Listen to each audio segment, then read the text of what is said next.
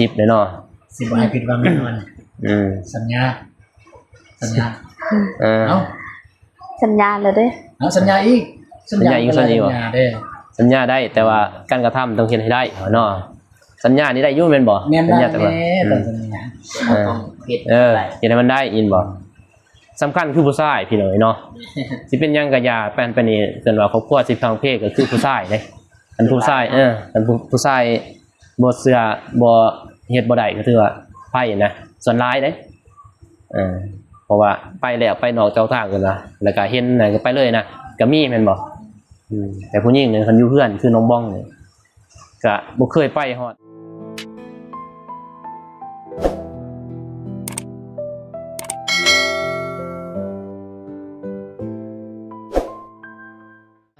พี่น้อง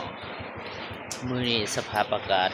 เนาะฝนตกแต่เช้าๆเนาะพี่น้องเอ้ากราบทักทายสบายดีเด้อสวัสดีพี่น้องเบิดสู่ผู้สู่คนบ่ว่าอยู่ในลาวแล้วก็ต่างประเทศเนาะที่เขามาเบิ่งมาชมคลิปของบ่าวฝนแต่ต้นจนจบบ่าวฝนก็ขอขอบอกขอบใจมื้อนี้บ่าวฝนก็ได้เดินทางมาหาหนองบองเนาะอยู่ที่บ้านอาหังเมืองทะแตงแขวงเสกองพอบ่าวฝนก็บ่ได้มาหาน้องโดนแหละนับตั้งแต่ขึ้นบ้านใหม่ของหนองบองเนาะพี่น้อง มื้อนี้บ่าวฝนก็ได้เดินทางมาผู้เดียวเนาะแต่ว่าตอนนี้ฝนก็ตกเนาะบ่ฮู้ว่าน้องบองเพิ่นเฮ็ดหยังอยู่เทิงเฮือน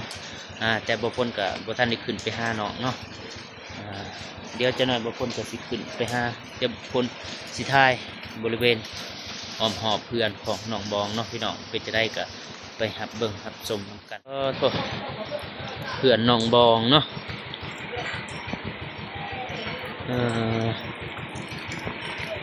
หลังจากที่ว่าบ่ฝนแต่ได้มาร่วมงานยินดีขึ้นเฮือนบ้านไม้ของน้องบองตั้งแต่หันมาบ่าวฝนกับบ่ได้มาอัปเดตน้องเนาะพี่น้องเอ้าก็บ่ว่าหยังเดี๋ยวมื้อนี้บ่าวฝนก็มีโอกาสก็เลยได้มาหาน้องแล้วก็บ่าวฝนก็สิทาย สะอาดสะอ้างห้องน้ำห้องในที่ว่าเบาตูนแล้วก็เบาอนุ่งเพิ่นได้เฮ็ดให้น้องบองสบายดีพอสบายดีเดินขอบใจอ้ายแน่อันนี้ก็เป็นกระสอบทรายเนาะกระสอบทราย ออกไปแค่นี้แหละที่ว่าเต้นระบงกับไปเตียงแล้วก็ทีมงานใส่บุญลาวไต่ช่วงที่ว่าขึ้นบ้านใหม่หนองบองนะพี่น้องเอาเป็นจะได้บ่าวฝนก็สิขึ้นไปหาหนองอยู่เทิงเฮือนเป็นจะได้บ่าวฝนก็สิถามรายละเอียดเพิ่มเติมไปเพราะว่าเบาตูนแล้วกับเบานุ่งกับน้องบองคนเดียวอยู่เทิงเพื่อนนะพี่น้องสบายดีบ่นุ่งโดยสบายดีพี่น้องไง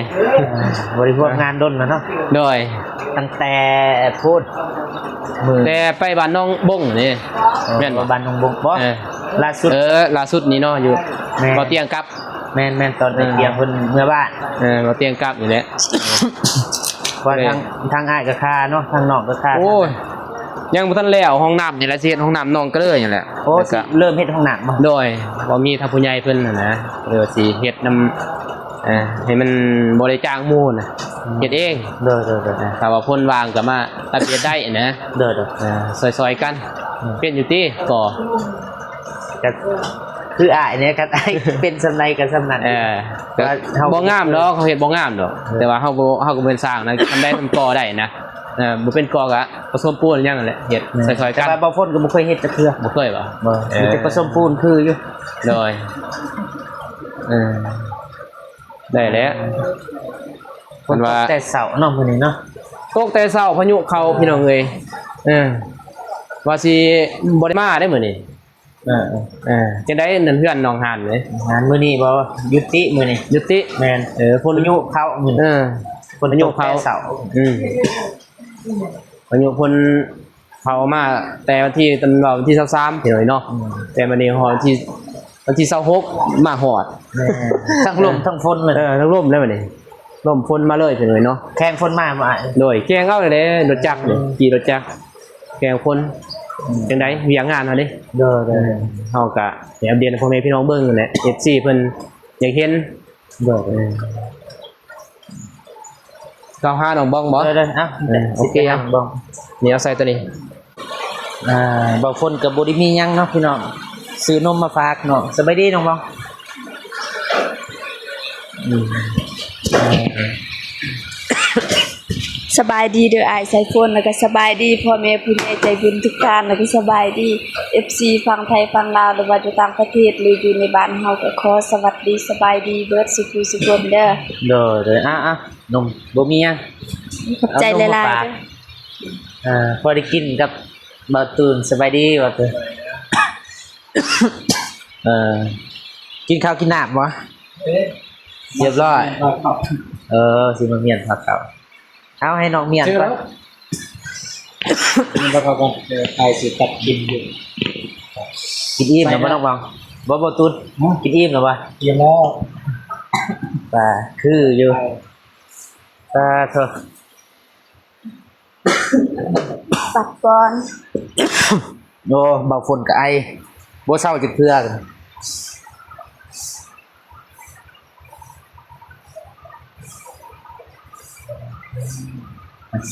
เดี๋ยวนะ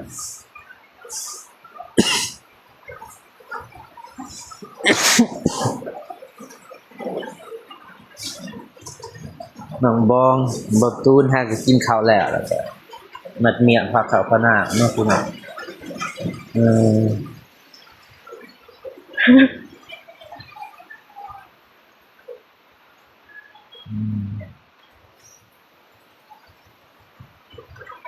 เดี๋ยวตามไปเลย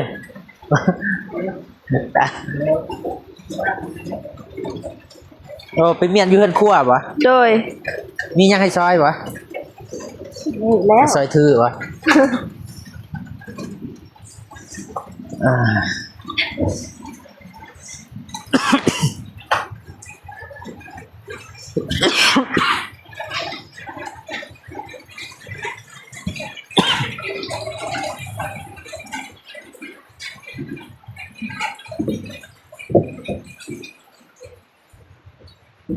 เหือนครัวสบายดีเด้อพอเด้อ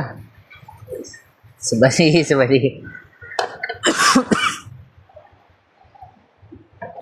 มืด โอ้แม่บ่นอน โดย แล้วบ่สบายบ่ สบาย บ่สบาย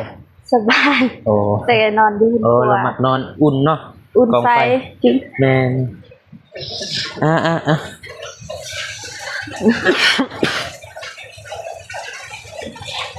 ไอเบิดปีบ่เศร้าเป็นไอก็ได้เจ็บโอ้ไปตำกันนี่เรียบโอ้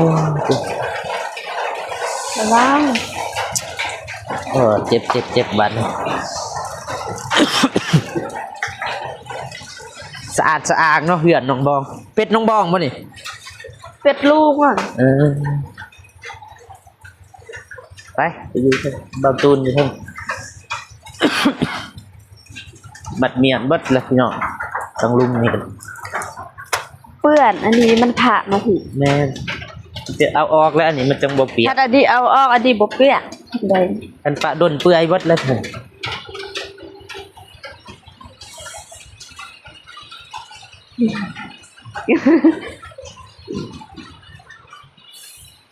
สบายดีอีกเทื่อหนึงเด้อสบายดีเบิดทุกคน เกลือสบายดี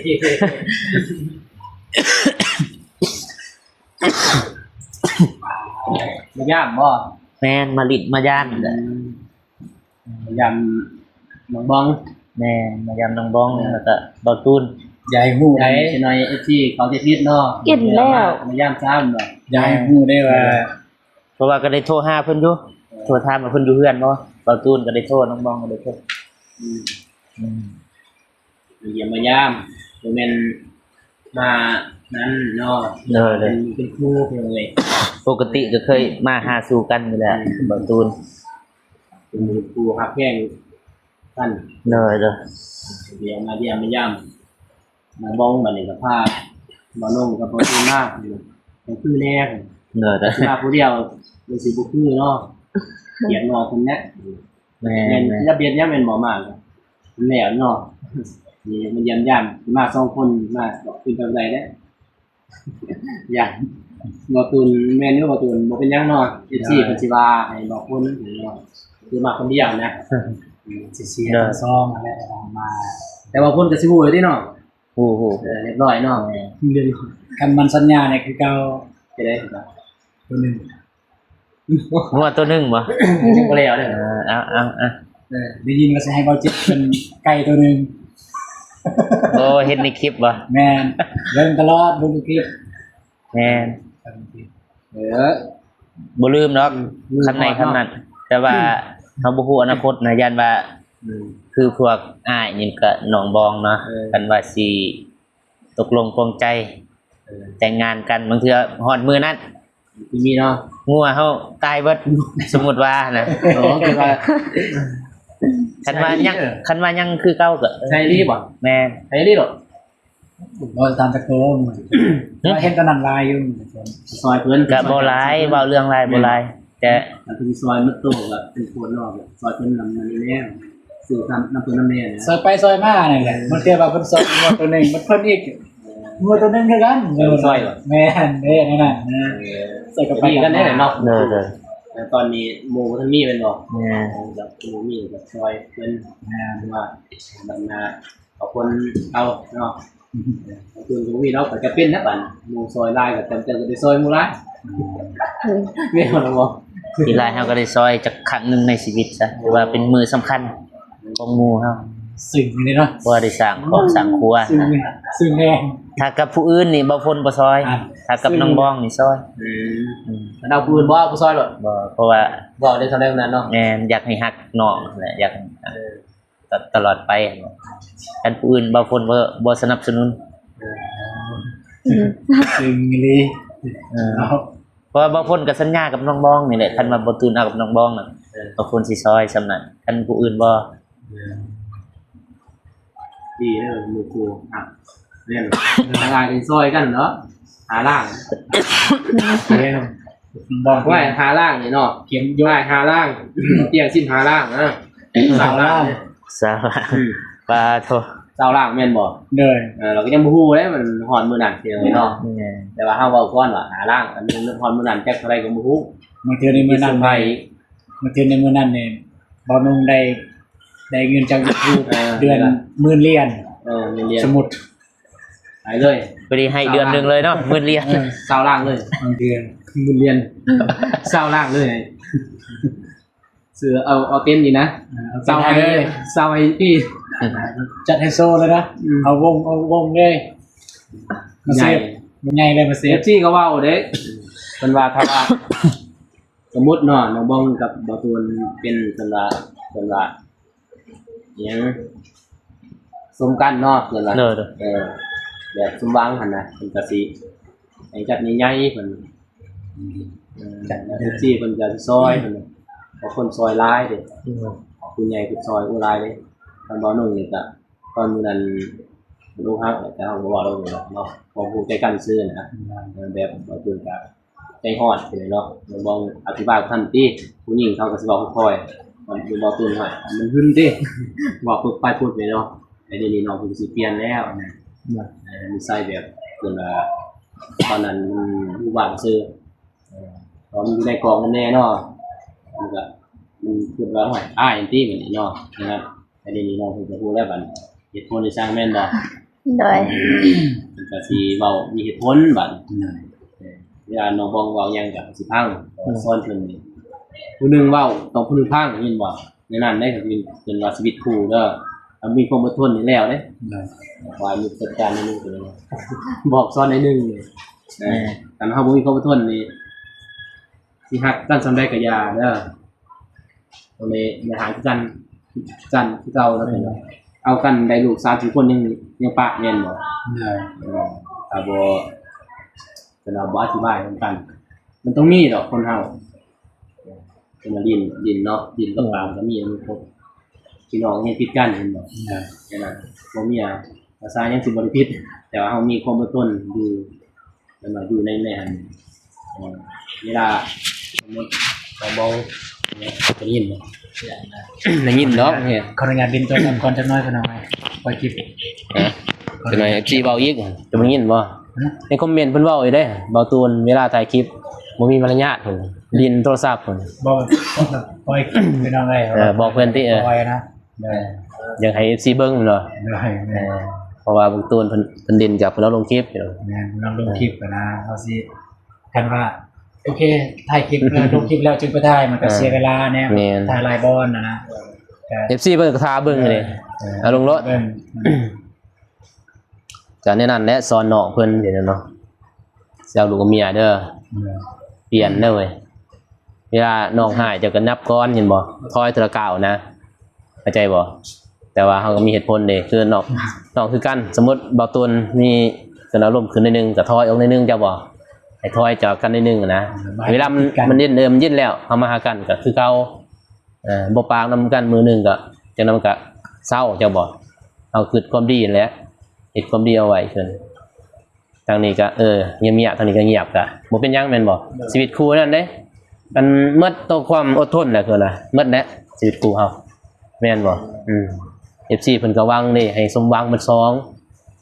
เพิ่นเสียเด้คนเบิ่งแม่นน้อยคอมเมนต์เป็นพัน 2,000ใน2บ่เตียงที่แต่ว่าเบาโก้เอาลงเบาโก้บุคคลบ่ได้เบิ่งเด้อ2เพิ่นเอาลงปุ๊บนี่หา30นาทีนี่20นาทีเป็นพันเลยเพราะว่า FC เพิ่นอยากเบิ่งเด้แล้วก็อยากให้เพิ่นผิดหวังยินบ่ได้คือเจ้าก็ใหญ่เด้อสิเอาเพิ่นอายุก็10ได้เนาะ30สิบ่ให้ผิดหวังแน่นอนสัญญาเอ้าสัญญาแล้วเด้สัญญาอีกสัญญาสัญญาได้แต่ว่าการกระทำต้องเฮ็ดให้ได้เนาะสัญญานี้ได้อยู่แม่นบ่สัญญาแต่ว่าเฮ็ดให้มันได้ยินบ่สำคัญคือผู้ชายพี่น้อยเนาะสิเป็นหยังก็อย่าแปลนไปนี่เกินว่าครอบครัวสิพังเพศก็คือผู้ชายเด้อันผู้ชายอันผู้ชายบ่เชื่อบ่เฮ็ดบ่ได้ก็ถือว่าไผนะส่วนหลายเด้เพราะว่าไปแล้วไปนอกเจ้าทางกันนะแล้วก็เห็นไหนก็ไปเลยนะก็มีแม่นบ่แต่ผู้หญิงเนี่ยคันอยู่เพื่อนคือน้องบ้องเนี่ยก็บ่เคยไปฮอดเทคบาร์เนาะบ่เคยไปเขาบอกเขาวงคือว่าไปวงเห็นวงเคยบ่เคยบ่ไปแบบอยู่ห้านนะห้านกินดื่มบ่นานก็ถือว่าหมดอยู่ห้านนั่นแหละอันไปแบบนั้นผู้หญิงเขาเอาก็บ่เชื่อแม่นบ่หลายคนนี่เอากันไปก็บ่เชื่อมันยินบ่แต่น้องบ้องเนี่ยบ่ตูนสิเชื่อเนาะอยู่เพื่อนคืออยู่เพื่อนเนาะสิบ่มีหยังแต่บ่ตูนแหละไปเลยเด้อันหามใจใดก็ถือว่าดนแล้วไปนี่ตั้งแต่ดนแหละแต่สบายบ่แม่นแต่ดนนะแต่เขามาเป็น YouTube นี่บ่การสู่เป็น YouTube นี่แต่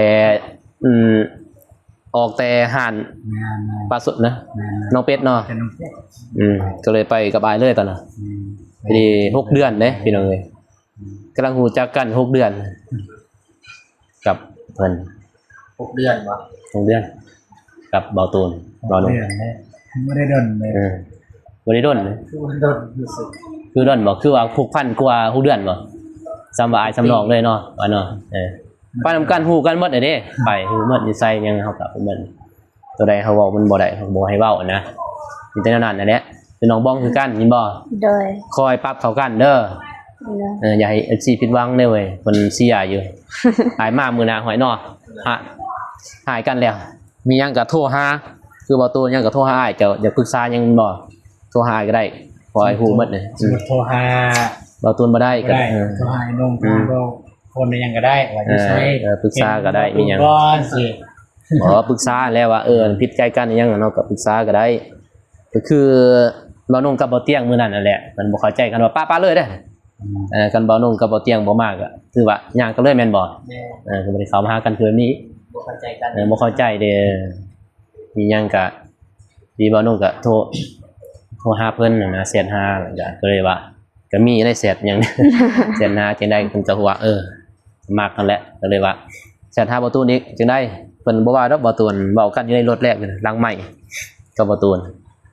หมดเลยเนาะหมดเปลือกแล้วบ่ตูนมันยังได้ก็ลอยแล้วพี่น้อย FC ก็ถามมาหลายเอาน้องบ่ตูนนี่ฮักน้องบ้องจัก 100% จักเปอร์เซ็นต์เอาอยู่ในนั่น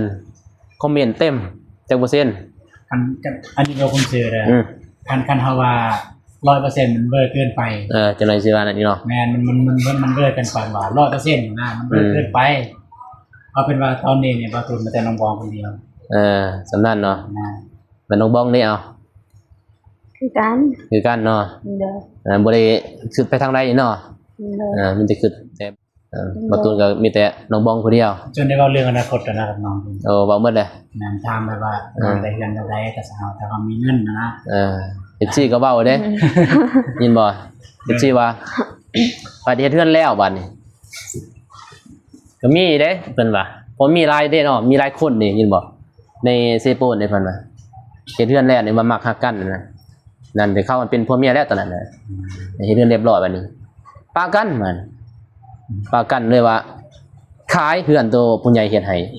ก็แล้วบ่อยากให้เป็นอันนั้นเพิ่นว่า นี่เว้าเพื่อความมั่นใจเอาเรื่องเคสนี่แล้วก็ชนเผ่าวันนี้นะ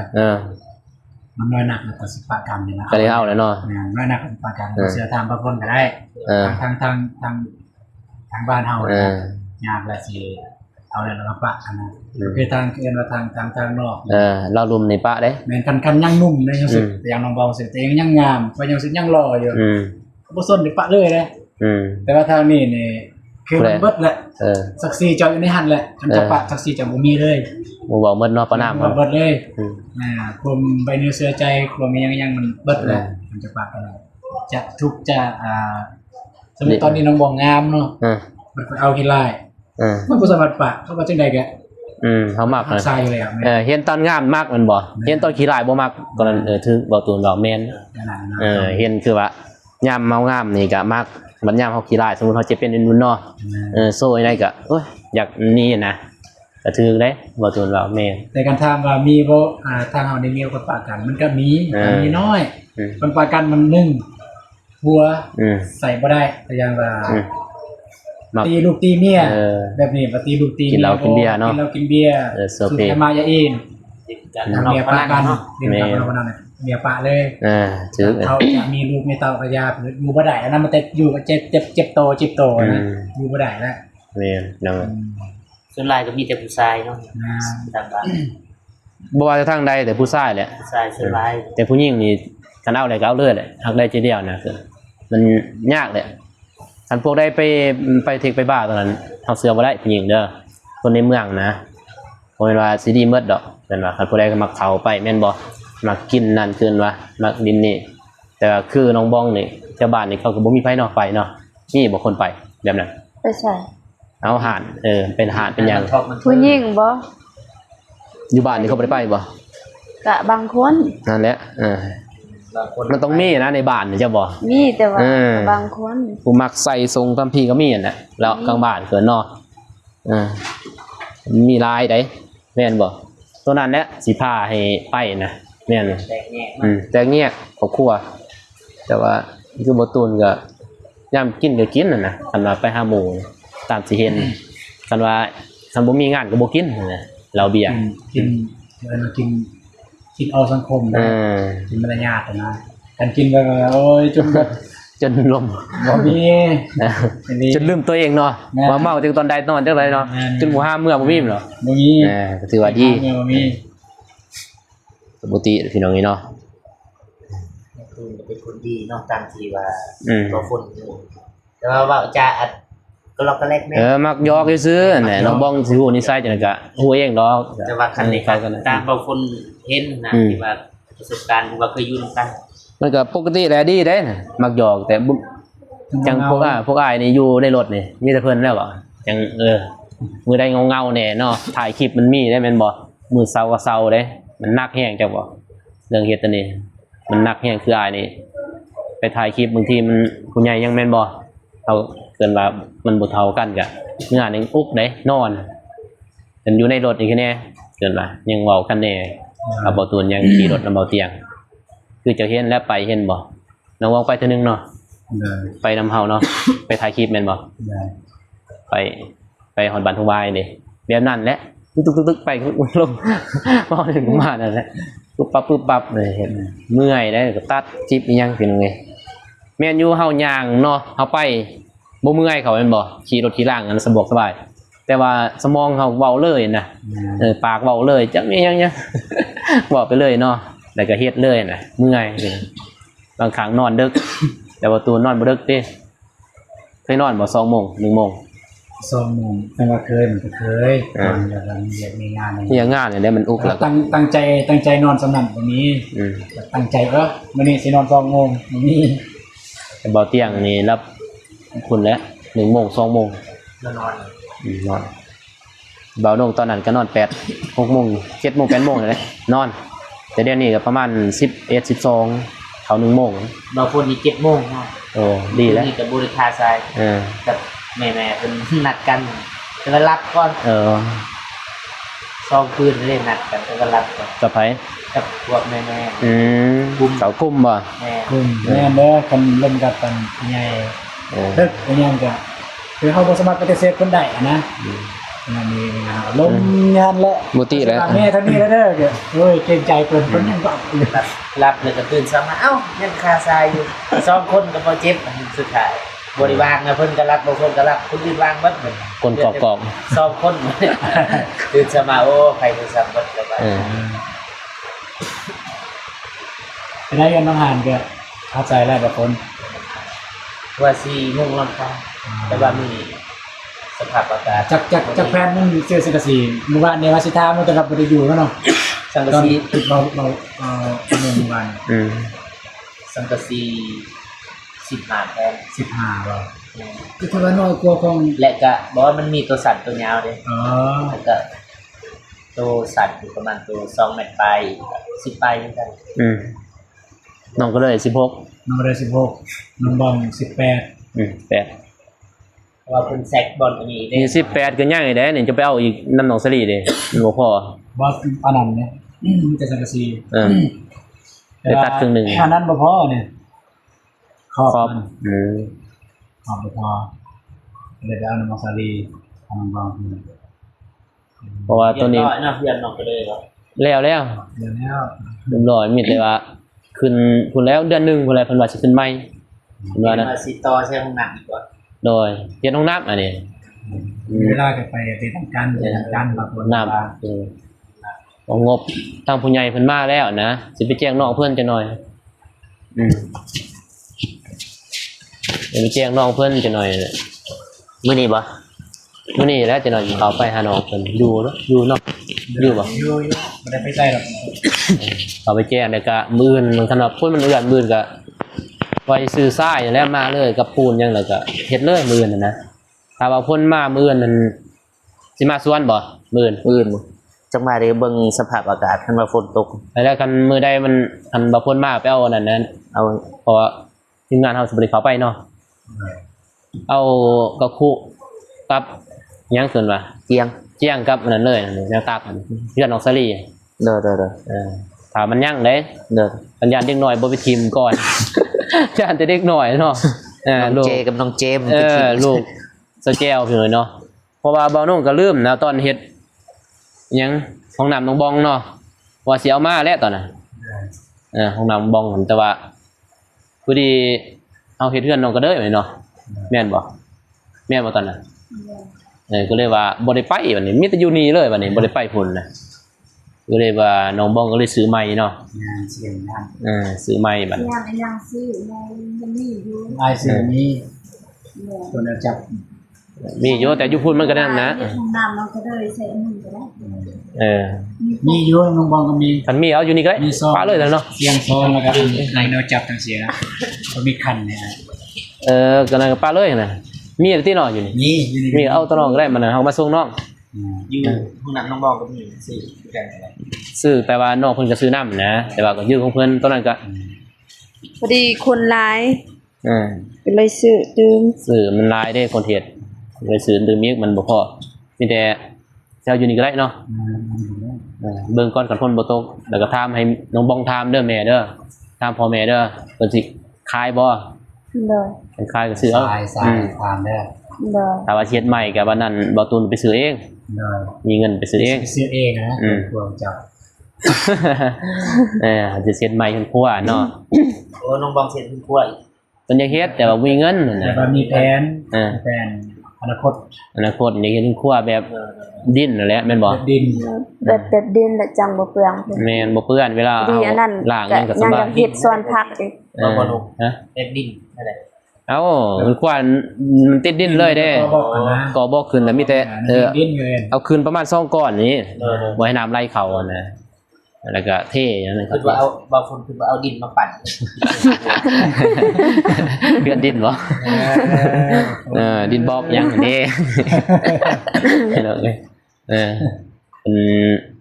เฮ็ดนั่นน่ะมันสบายจะบ่เวลาน้ำแล้วก็อยากเฮ็ดส่วนครัวมันแน่เด้อันนี้มันใหญ่โพดตัวนี้ แม่นบ่ ใหญ่ คนเพียงพื้นที่ มันเปลืองเวลาจะกินข้าวกินน้ำมันก็บางทีก็เฮ็ดซ้ำกินอยู่2เม็ดเนาะได้แหละตอนหน้าไปเฮาก็บ่อนาคตแม่นบ่เฮ็ดซ้ำพออยู่เพิ่นเฮ็ดเฮือนใหญ่หลายก็บ่ดีเด้อาตมีเราเฮ็ดเฮือนน้องก็เด้อซ้ำปรีเนาะบางทีน้องก็เด้อบ่อยู่แม่นบ่เอาผัวเนาะไปอยู่นำผัวก็มีเด้แม่นบ่ โดย แต่ผู้หญิงส่วนหลายทางชนเผ่าคือทางบ้านเมียอ้ายก็ผู้หญิงไปอยู่นำผู้ชายเขาบ่ให้อยู่นะคันว่าเจ้าสิเฮ็ดจังได๋เขาบ่ให้อยู่นะผู้หญิงเขาให้ไปอยู่ทางผู้ชายหมดเนาะทางชนเผ่าอ้ายทางชนเผ่าเมียอ้ายได้นั่นน่ะทางนี้บ่ทางเบาตูน เนี่ยยืนทราย เมียไปอยู่นำผู้ชายบ่เท่าจัง แม่ยืนทรายเลย ทางเฮ็ดผู้เจ้าได้ชนเผ่านี่เด้ แม่ยืนหัว เกินว่าแบบผู้ชายนี่มีสิทธิ์นะเกินว่าลูกผู้ชาย มีสิทธิ์ลายผู้หญิง แม่นเขาเลยว่าแน่นั่นเห็นหน่อยแต่ว่าเบานุ่งนี่ทางเล่าลุ่มนี่สิทธิ์เท่าเทียมกันหมดผู้ชายผู้หญิงนะแม่นแล้วแต่พ่อแม่เขาสิให้แต่จะมีเงินจะกระแต่งเขาเมื่อจะมีเงินก็จะไปสู้เขานั่นแหละ อันนี้นี่กันนี้กันมีได้กันแต่ว่ามันบ่มีอย่างเลยนะสมมติว่าทางน้องบองแบบเพื่อนครอบครัวน้องบองมันมีไผมันเป็นลูกหลานเนาะแต่มีไผเบิ่งพ่อแม่บัดนี้ จะเป็นนะ จำเป็นต้องตัวน้องบองต้องไปอยู่น้องบอง แล้วแต่เนาะแล้วแต่แล้วสถานที่แล้วแต่ส่วนว่าครอบครัวเนาะมีแต่ว่าเท่านี้แหละก็คือว่าและทางไอ้น้องเพิ่นก็ได้บอกเบิดแหละคันว่าได้ทางน้องบองแล้วก็เบาตูนก็ได้ตกลง เลย ดูใจกันคือว่าเบาอนงเพิ่นเว้าแล้ว เลย บ่ให้เฮ็ดอะไรบางอย่างเบาลงว่าบ่ให้อีหยังล่ะผู้หนึงเป็นไฟผู้หนึงเป็นน้ำนะ แม่นต้องโมนี่ฮ้อนบ่ต้องกันถอย แม่ผู้นี้ถอย ทำนั้นฮ้อนทางนี้ถอยนั่นน่ะ เย็นเลยจึงก็หากัน เย็น เย็นเสียเย็นไปเลยนี่หนาวอ่ะนะหนาว บนใดที่ว่ามันบ่เข้ากันก็ค่อยปรับ ป้าเข้าใจกันชีวิตคู่ยากเลยเด้อ